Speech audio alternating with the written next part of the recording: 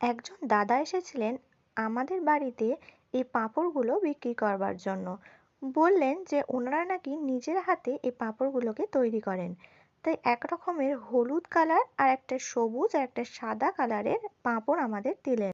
তিনি এই তিন রকম ফ্লেভারেরই পাঁপড় এনেছিলেন। আমরাও ভাবলাম তিন রকমেরই নেওয়া যাক, ট্রাই করে দেখা যাক। তাই আমরা তিন রকমের ফ্লেভারেরই পাঁপড় তার কাছ থেকে কিনে নিলাম। উনি বলেছিলেন যখন পাঁপড় ভাজবো তখন যেন পাঁপড়গুলোকে এভাবে ভেঙে নিই, ভেঙে নিয়ে ভাজলে খেতে নাকি ভালো লাগবে।